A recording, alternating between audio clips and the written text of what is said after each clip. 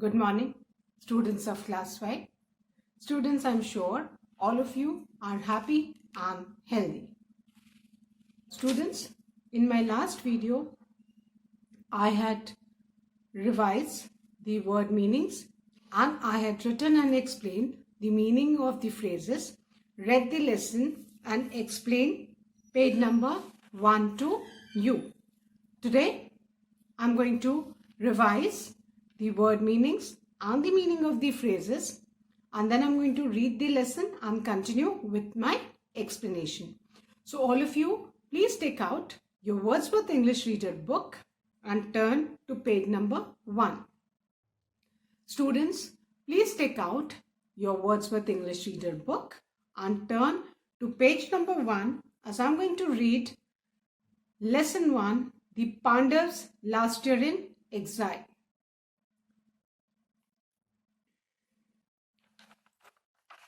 Please listen to me carefully as I read the lesson.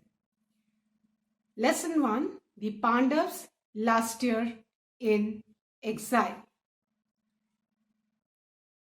The Pandavs had already spent 12 years in exile, having lost the game of dice to their cousin Prince Duryodhan. As per the terms of the game, they had to spend the last year of their exile in disguise. However, if they were caught during this period, they would have to spend another 12 years in exile. The Pandavas chose the kingdom of Virat to spend their last year of exile. Before entering the capital of Virat, they changed their names and put on different disguises. They then secured different posts in the service of the king of Virat. Yudhishthir was well versed with the scriptures, rules of royal court, and the skills of dice, so he decided to serve the king as his advisor and assume the name of Kanka. Bhim, being fond of eating, decided to work in the guise of a cook, assuming the name of Ballav. Arjun took the name Brihannala and became a dance and music teacher to the king's daughter, Princess Uttara. Nakul became Granthik, the caretaker and the guard to the horse stable, as he was an expert in the training and treatment of horses. Sahadev was appointed to look after the cattle and was called Tantipal. Draupadi was appointed as the chief maidservant to Queen Sudeshna. She was known as Sairandari. This is how, without the knowledge of the people, all the Pandavas entered into the service of King Virat in the hope that the men of Duryodhan would not be able to spot them. Thus, the 13th year was passing by with the Pandavas and Draupadi fulfilling their duties sincerely. Towards the end of the year, Duryodhan and his aides encroached upon the territory of King Virat's kingdom and stole cattle belonging to the king. When the king learned of this, he sent his son Uttar Kumar, the crown prince, to fight the Kaurav army. Arjun, in the guise of Brihannala, requested the king's permission to accompany Uttar Kumar as his charioteer. The king agreed.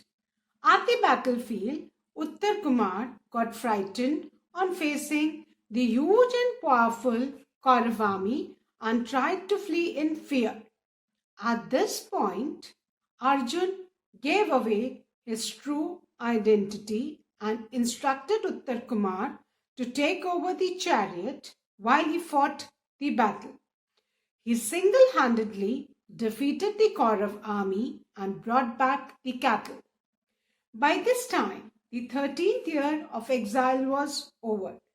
The Pandavas revealed their identity to King Virat. He was surprised and pleased with the happy turn of events. Thus, the exile for the Pandavas ended. So, students, this was the story. Now, this story, the Pandavas last year in exile, has been taken from the Mahabharata, and all of you are aware that the Mahabharata is an epic poem of India which was composed in Sanskrit. The sage Vyas, who lived in the 5th century, is believed to be its author. Along with the many myths and legends, the Mahabharata is also considered to be the storehouse of diverse stories, dealing with all aspects of human nature and emotions like cheating, hatred, jealousy, friendship, responsibilities, truthfulness and revenge.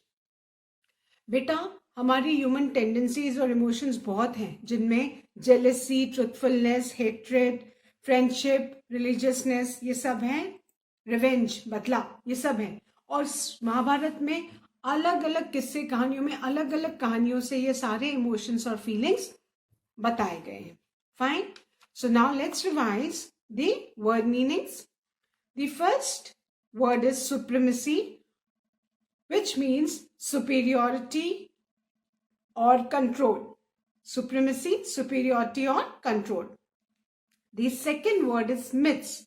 Myths means stories or fables. Third word is legends, which means tales. Tales matlab again stories. Fourth, exile. Exile जिसको कहते हैं ना देश निकाला करना, देश से बाहर निकाल देना एक पर्टिकुलर पीरियड के लिए, which means to be sent out of one's native country for a period of time. Exile, to be sent out of one's native country for a period of time. Then the fifth word is terms, and terms means requirements or conditions laid down or agreed upon, and in this case in the game of dice. इस particular story में terms का मतलब कि game हुआ था, dice का game हुआ था कौरव और पांडव के बीच में, और दोनों ही कौरव्स और पांडव्स को मानना था, अबाइड करना था कि जो हारेगा उसे ये फॉलो करना पड़ेगा. So to accept the terms and condition of the games. तो यहाँ पे इस पर्टिकुलर स्टोरी में जो पांडव थे उनको एग्जाइल मिला था. क्यों? क्योंकि वो डाइस का गेम हार गए थे. And disguise, the sixth word is disguise, which means to hide one's identity. अपनी पहचान छुपाना, भेस बदलना. So that is known as disguise. Seventh word is secured, which means obtain, हासिल करना. Eighth word is well versed, अच्छी जानकारी होना. To be experienced or skilled in or to be knowledgeable about something. The ninth word is scriptures. Scriptures means the sacred writings of a religion. Scriptures, the sacred, sacred मतलब पवित्र, related to religion, धर्म, है ना? The sacred writings of a religion. को हर religion की जो किताबें होते हैं उसमें religion के details सब लिखे होते हैं, उनको हम scriptures बोलते हैं. Then the 10th word is assumed. Assumed means took on. And the 11th word is guise. Guise means again disguise, भेस बदलना, अपनी पहचान छुपाना. The 12th word is aids, which means assistance to political leader, है ना? जो मंत्री वगैरह होते हैं उनकी जो मदद करते हैं, उनको जो हेल्पर्स होते हैं उनको क्या बोलते हैं? एड्स बोलते हैं. 13th word is encroached. encroach करना, घुसपैठ करना, जो अपना एरिया नहीं है दूसरे की जमीन पे घुसपैठ करने को क्या बोलते हैं? encroached, which means slowly entering on another person's territory. 14th word is crown prince, a male heir to the throne, है ना? कि राजा के बाद उसका जो बेटा है, राजकुमार है, प्रिंस है, वो ही टेक ओवर करेगा राजा किंग के थ्रोन को. So that is crown Prince. 15th word is charioteer. Charioteer जानते हैं ना, जो रथ सारथी होता है, जो रथ को चलाता है, ड्राइव करता है. रथ को चलाने वाले को हिंदी में सारथी बोलते हैं. आपने देखा होगा महाभारत की पिक्चर्स में लॉर्ड कृष्ण अर्जुन के सारथी थे और अर्जुन किस पे सवार थे? रथ पे. रथ को चैरियट बोलते हैं और चैरियट को चलाने वाले को सारथी. सारथी को इंग्लिश में charioteer. So person driving or riding a two-wheel horse-drawn vehicle used in ancient warfare. Then the 16th word is flee, and flee means run away. Flee, run away. The 17th word is chariot, and chariot, रथ. जो श्री कृष्ण जिस रथ को चला रहे थे, रथ को, कोई भी रथ, पुराने जमाने में वॉर्स वगैरह होती थी तो किंग रथ पे सवार होते थे और रथ को दो घोड़े अधिकतर खींचते हैं. A two-wheeled horse drawn vehicle used in ancient warfare. दो घोड़े, एक घोड़े होते हैं और रथ में दो पहिए लगे होते हैं, है ना, उसको खींचते हैं, एक या दो घोड़ा. तो हॉर्स से खींचे जाने वाला दो पहिए वाला जो व्हीकल होता है उसको चैरियट बोलते हैं. Fine. Now the phrases which are given at the bottom of page number 2 and 3. The first phrase is in the service of, which means to work for someone. The second phrase is to serve, which means to work for. The third phrase is entered into the service, which means started working for. The fourth phrase is gave away, that means revealed. And the fifth phrase is happy turn of events, that means good happenings. In the service of, first वाला phrase है which means किसी के लिए काम करना, to work for someone. Second phrase is to serve, that means to work, किसी की सेवा करना, किसी के लिए काम करना.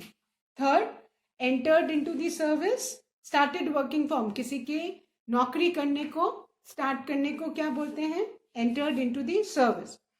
Then the fourth phrase is gave away, means reveal, बता देना, कोई भी चीज डिस्क्लोज करना, बता देना.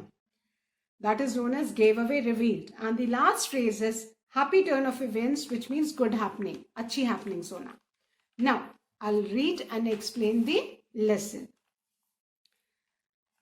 बेटा ये जो स्टोरी है, the Pandavs last year in exile, ये महाभारत की जो लड़ाई है सुप्रीमेसी की हुई. सुप्रीमेसी, अपने आप को सुपीरियर बताना, है ना. दो कजिन्स के ग्रुप थे. एक कौरव्स थे जो 100 ब्रदर्स थे और उनका जो सबसे एल्डेस्ट ब्रदर था वो दुर्योधन था. और जो उनके कजिन्स थे वो पांडव्स थे. 5 ब्रदर्स थे, उनमें सबसे बड़े पांडव जो भाई थे उनका नाम युधिष्ठिर था. सेकंड भीम थे, who was believed to be very powerful. Third Arjun थे, अर्जुन तीरंदाजी बहुत अच्छा करते थे. Fourth Nakul and fifth Sahdev. ये 5 भाई थे और ये पांचों की भाइयों की एक ही वाइफ थी, उनका नाम था द्रौपदी. ठीक है, तो यहाँ पे ये स्टोरी ऑफ सुप्रीमेसी है. पांडव्स अपने आप को सुपीरियर बताना चाहते थे, कौरव्स अपने आप को सुपीरियर बताना चाहते थे. और कौरव के मामा थे शकुनी. वो डाइस का गेम, डाइस आप खेल जानते हो ना, एक गोटी होती है जिसमें अलग अलग नंबर्स होते हैं, 1.1, 2.2, वो एक डाइस का गेम हुआ था पांडव्स एंड कौरव के बीच में.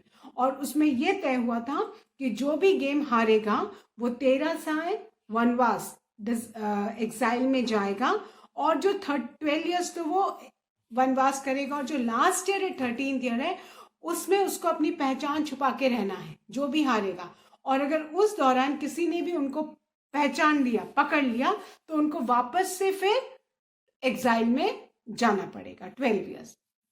So this was the condition. So I'm going to explain the lesson. The Pandavas had already spent 12 years in exile, having lost the game of dice to their cousin Prince Duryodhan. जो पांडव्स थे उनके और कौरव के बीच में dice का game हुआ और जो पांडव्स थे वो हार गए, गेम ऑफ डाइस में हार गए. किससे हारे? प्रिंस दुर्योधन, जो एल्डेस्ट ऑफ द कौरव का, जो 100 कौरव ब्रदर्स थे उनका जो एल्डेस्ट भाई था वो प्रिंस दुर्योधन था, उनसे वो डाइस का गेम हार गए. And as per the terms of the game, they had to spend the last year of their exile in disguise, है ना. और उनका वो हारे थे, है ना। और गेम के हिसाब से उनको जो आखिरी साल था एग्जाइल का, वो उनको डिस्गाइज, भेष बदल के बिताना था। इस दौरान अगर वो पकड़े गए तो क्या होगा, फिर से उनको 12 ईयर्स के लिए एग्जाइल में जाना होगा। However, if they were caught during this period, they would have to spend another 12 years in exile. और अगर इस दौरान 12 ईयर्स के बाद जो 13 ईयर के एग्जाइल के दौरान उनको भेष बदल के आखिरी साल बिताना था, और अगर इस दौरान अगर वो पकड़े गए तो फिर से उनको 12 ईयर्स के लिए एग्जाइल में जाना होगा। So this was the condition of the game of dice.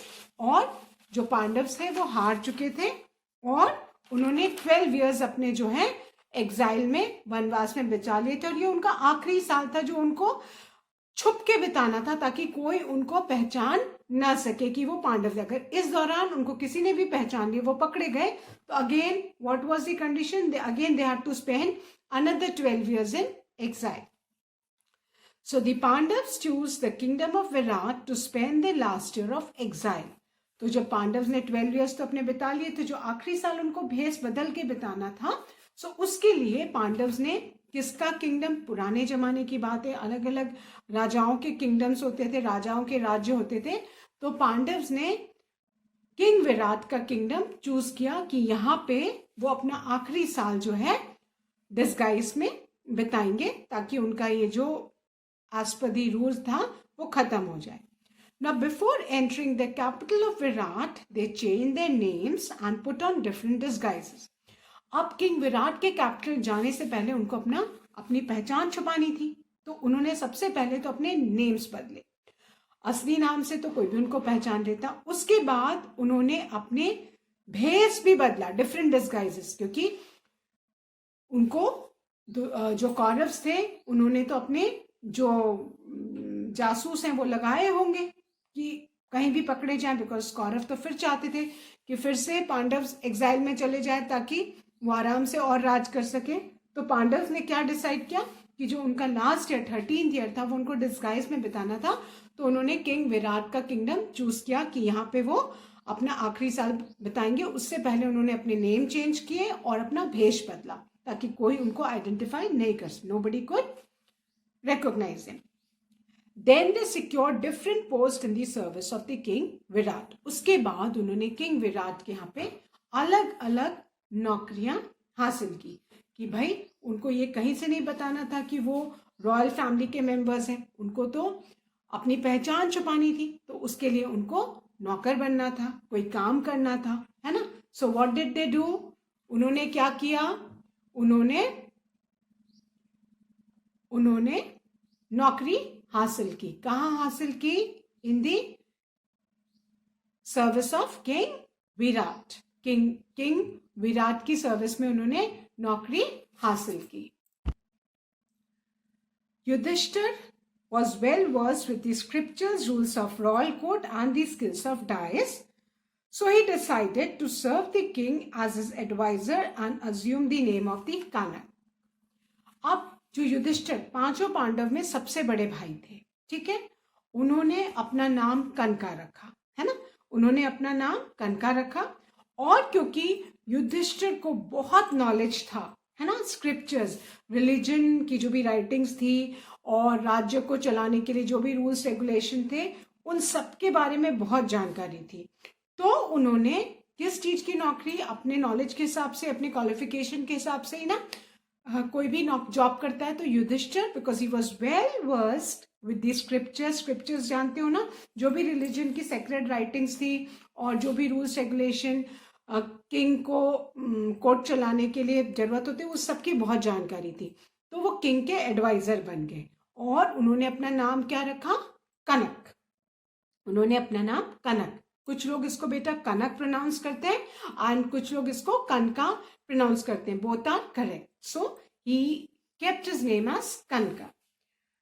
He was the eldest of the Pandavas. Fine.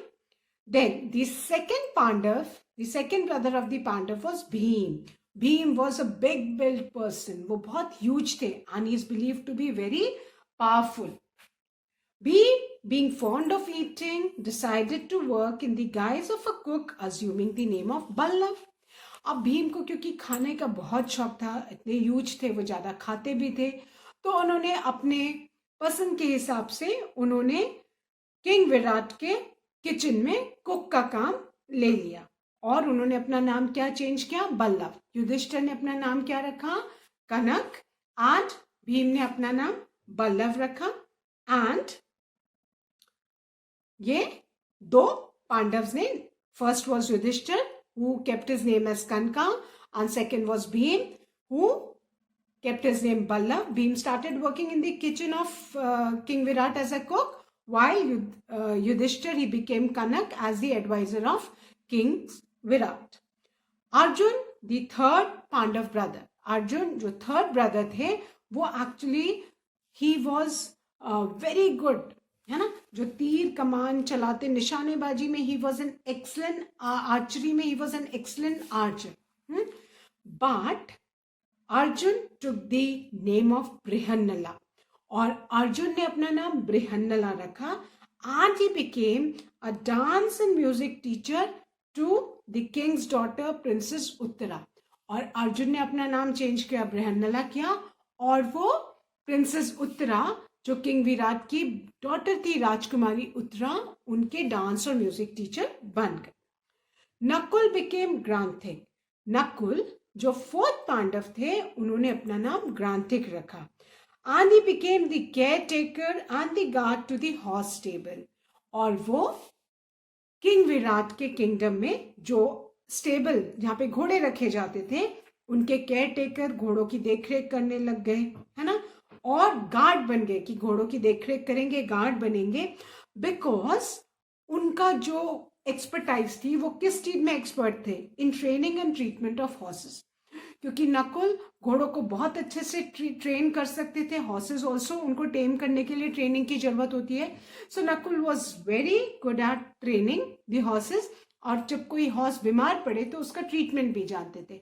So he took care of the stable horses, जो रॉयल स्टेबल था उसके वो इंचार्ज बन गए। He started taking care of the horses and guarding the stable. Sadev, the youngest Pandav brother, was appointed to look after the cattle and was called Tantipal. जो 5 पांडव थे उनमें जो सबसे छोटे भाई थे, यंगेस्ट, वो थे सहदेव। उन्होंने अपना नाम तंतीपाल रखा, और उन्होंने अपने कौन सी नौकरी हासिल की, क्या नौकरी करने लगे, वो जितने भी कैटल थे, है ना, गाय भैंस भेड़ बकरी जितनी भी होंगी किंग विराट की, उसकी वो देखरेख करने लगे। सो जो 5 पांडव थे, इन्होंने अपने नाम क्या रखे, युधिष्ठिर ने कनका, भीम बल्लभ, अर्जुन बृहन्नला, नकुल ग्रांथिक एंड सहदेव तंतीपाल। 5 ने अपने नाम बदले, 5 ने अपना भेष बदला, और 5 ने अलग अलग नौकरी किंग विराट के ज्वाइन कर ली। युधिष्ठिर कनक के नाम से उनके किंग के एडवाइजर बन गए, भीम बल्लभ के नाम से कुक बन गया, भीम बल्लभ के नाम से किंग विराट के किचन में कुक बन गया because he was fond of eating. Arjun he became the music and dance teacher to Princess Uttara, the daughter of King Virat. Nakul, he became Granthik, the caretaker and guard of the horses of King Virat. And the 5th, the youngest Pandav, Sadev, he became Tantipal, the caretaker of the cattle of King Virat. Fine. Now, Draupadi जो 5 पांडव की एक ही wife थी, was appointed as the chief maid servant to Queen Sudeshna. She was known as Sairandri. अब 5 भाइयों ने अपने नाम बदले, अपना भेष बदला और नौकरी हासिल की। उनकी जो वाइफ थी द्रौपदी, उसने अपना नाम साइरंद्री रखा। क्या रखा? साइरंद्री। और वो किंग विराट की जो वाइफ थी क्वीन सुदेशना, रानी सुदेशना, उनकी जो चीफ मेड सर्वेंट, उनकी जो जितनी भी दासियां थी, नौकरानियां थी, उनकी चीफ हेड मेड सर्वेंट बन गई। You can see in the picture also Draupadi who herself was a queen, वो एक नौकरानी बन के किसकी सेवा कर रही थी? क्वीन सुदेशना की, किंग विराट की वाइफ की, बिकॉज उनको भेष बदलना था, चाहते थे कि उनकी पहचान छुपी रहे, क्योंकि अगर उनको कोई भी आइडेंटिफाई करके पकड़ लेता तो क्या होगा बेटा? Again they would have to spend 12 years in exile, फिर उनको 12 साल फिर से वनवास में बिताने पड़ेंगे। सो ये पांचों पांडव और उनकी वाइफ अपना नाम बदल के, भेष बदल के, they started serving king Virat and nobody could identify them, है ना। सबने नाम बदले, सबने अपना कोई जान ही नहीं सकता था पांडव, क्योंकि सब अलग अलग नौकरी कर रहे थे, है ना।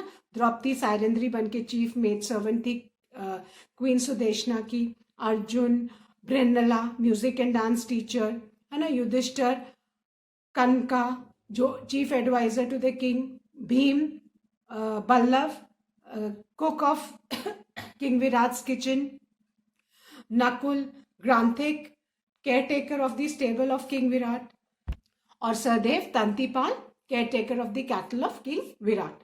तो ये पांचों पांडव और उनकी वाइफ द्रौपदी सब नाम और बेस बदल के they were living in king Virat's kingdom. This is how without the knowledge of the people all the Pandavas entered into the service of King Virat in the hope that the men of Duryodhan would not be able to spot them. अब इस तरह से पांचों पांडव और उनकी wife Draupadi सब king Virat के यहाँ पे काम करने लगे भेष बदल के, थिंकिंग दैट कोई भी उनको वहां पहचानेगा नहीं, है ना। और दुर्योधन के आदमी उनको कभी भी वहां ढूंढ नहीं पाएंगे, क्योंकि सब अलग अलग नौकरी कर रहे थे, कोई जान ही नहीं पाता कि ये हैं कौन, वो साथ भी नहीं रहते थे, नौकरी भी अलग अलग कर रहे थे, भेष भी बदला हुआ था। सो दे वर श्योर कि nobody would spot them and recognise them. Thus, the 13th year was passing by with the Pandavas and Draupadi fulfilling their duties sincerely. अब इस तरह से जो आखिरी साल उनको अपनी आइडेंटिटी हाइड करके रखना बिताना था, वो धीरे धीरे ग्रेजुअली आखिरी साल 13th ईयर पास हो रहा था। पांडव और द्रौपदी अपने जो नौकरी जहां वो किंग विराट के खूब sincerely they were fulfilling their duties, वो किसी को भी एकदम शिकायत का मौका नहीं दे रहे थे, they were working very sincerely, बहुत मेहनत से अपना काम कर रहे थे। Now towards the end of the year, जैसे ही 13th ईयर खत्म होने वाला था, what happened, Duryodhana and his aides encroached upon the territory of king Virat's kingdom and stole cattle belonging to the king. अब जैसे ही 13th ईयर खत्म होने वाला था पांडव्स का, this guys in exile, what happened, Duryodhana जो है, Duryodhan along with his aides, अपने जो हेल्पर्स थे उनके साथ, what did दुर्योधन do, उसने किंग विराट की टेरिटरी में धीरे धीरे घुसपैठ की और किंग विराट के जितने भी कैटल थे उनको चुराया और लेके चला गया। Who did this?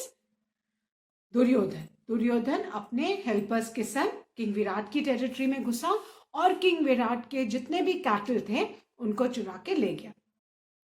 When the king learnt of this, he sent his son Uttar Kumar, the crown prince, to fight the Kaurav army. अब जब किंग को पता चला कि दुर्योधन ने उनका कैटल सारे चुराए हैं, उनकी जमीन पे घुसपैठ की है और कैटल चुरा के ले गए, तो किंग विराट ने अपने बेटे क्राउन प्रिंस उत्तर कुमार को बुलाया and he said go and fight the Kaurava army, कि जाओ और कौरव आर्मी से फाइट करो, get back the cattle back from the Kaurava. Now, Arjun in the guise of Brihanala requested the permission to accompany Uttar Kumar as his charioteer. When Arjun came to know कि जो king Virat है अपने crown Prince उत्तर कुमार को Kaurava army से fight करने के लिए भेज रहा है, बिकॉज कौरव्स ने उनके कैटल सारे स्टोल किए हैं, है ना। तो अर्जुन को जब पता चला, बिकॉज वो तो ब्रहनला के भेष में था, so he requested the king to give him permission कि वो उत्तर कुमार के साथ कौरव आर्मी से जब उत्तर कुमार जाएगा तो वो उत्तर कुमार का चैरिटियर, सारथी जो रथ को चलाता है, वो बन के जाना चाहता है। The king agree. तो किंग को तो पता ही नहीं था कि वो अर्जुन है। किंग ने सोचा रे ये जाना चाहता है मेरे बेटे का चैरिटियर बन के, so the king agreed. At the battlefield Uttar Kumar got frighten on facing the huge and powerful Kaurava army. अब लड़ाई के मैदान में जैसे ही उत्तर कुमार आया, उसने बहुत बड़ी विशाल ह्यूज आर्मी, कौरव की तो बहुत बड़ी आर्मी थी, उसको देखा तो उत्तर कुमार, वो प्रिंस था, ही गॉट फ्राइटेड, वो बहुत डर गया। and he tried to flee in fear. और डर के मारे वो मैदान छोड़ के भागने लगा. उसको लगा कि बाप रे, वो अकेला इतनी बड़ी huge and powerful Kaurava army से कैसे फाइट करेगा. Fine. So, for today, till here only, students, I'll be continuing and explaining the remaining story in my next video. That's all for today. Students, please do read this lesson again and again, as when I start with the comprehension exercises, you will be able to understand and comprehend well. That's all for today. Thank you, students. Have a good day ahead.